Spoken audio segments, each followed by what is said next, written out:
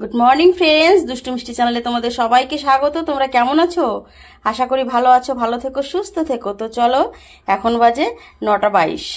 তো আমার পুজো হয়ে গেছে, স্নান হয়ে স্নান করে আমি গাছের থেকে ফুল তুলে নিয়ে এসেছি। তো ছাদ বাগানের ফুল দেখো আমার, তোমাদেরকে তো বলেছি আমার গাছে অনেক ফুল ফোটে। তোমাদের যদি কারোর লাগে তাহলে কিন্তু তোমরা এসে আমার গাছের থেকে ফুল নিয়ে যেতে পারো পুজোর জন্য। তো দেখো কত ফুল আমি একদম ফুল দিয়ে সাজিয়ে দিয়েছি।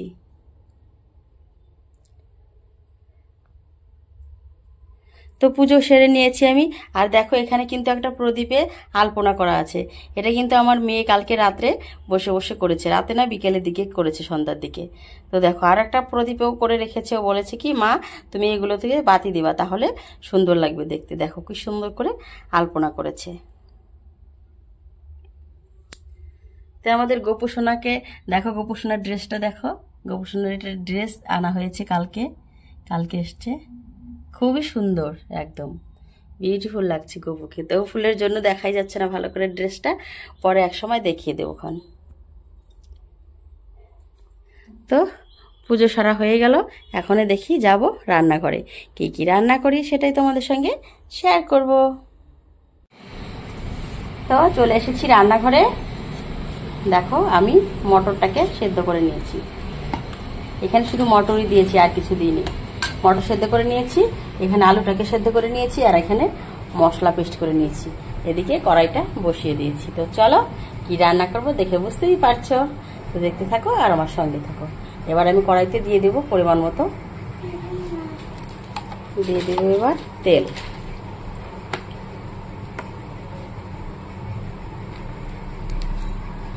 এবার এর মধ্যে দিয়ে দিব আমি গোটা জিরে, তারপরে দিয়ে দেব শুকনো লঙ্কা, তারপরে দিয়ে দেব তেজপাতা। তো ফোড়নটা করছি। তো এখানে দিয়ে দিয়েছি আমি নিউট্রেলা আর সেদ্ধ করে রাখা আলুটা। তো নিউট্রেলা আর আলুটা ভেজে নেবো। আজকে আমি ছোলার তরকারিতে মানে ঘুগনিতে সোয়াবিন দেবো। ছোটবেলায় যখন ঘুগনি করতো তখন কিন্তু ঘুগনিতে সোয়াবিন দিত, আমার বেশ মনে আছে, আমার খেতে খুব ভালো লাগতো। তো আমি ভাবলাম না, আমিও আজকে তো ছোলার তরকারিতে একটু সোয়াবিন দিয়ে দেখি কেমন লাগে।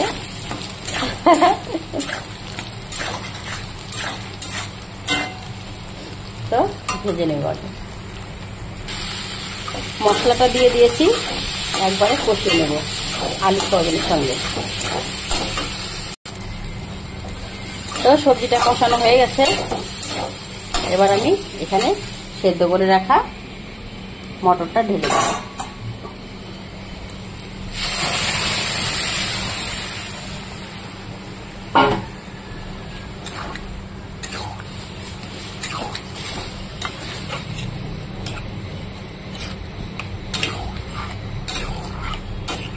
তো কারা কারা খাবে ছোলা মটরের, আজকে তো ছোলা দিনই আছে মটরের তরকারি, তাও আবার সয়াবিন দিয়ে।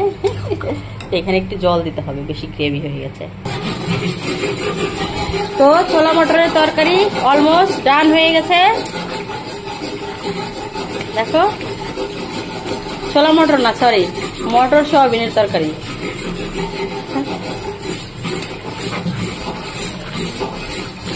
এটাকে আর একটু শুকিয়ে নেব, তারপরে নামিয়ে নেব। তো রেডি হয়ে গেছে আমার তরকারি। এবার আমি দেখি বাজার থেকে কি নিয়ে এসছে, সেটাই তোমাদের সঙ্গে শেয়ার করব।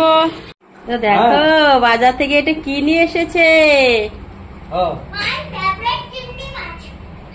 My favourite fish. তো নিয়ে এসছে ইলিশ। এই ইলিশটার ওজন হচ্ছে 900 গ্রাম। তো চলো দেখি আর কি কি নিয়ে এসেছে।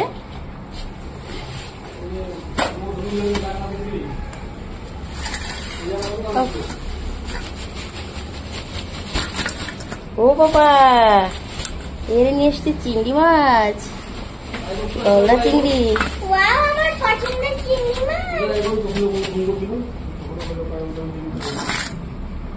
এই যে দেখো, জাস্ট জমে যাবে।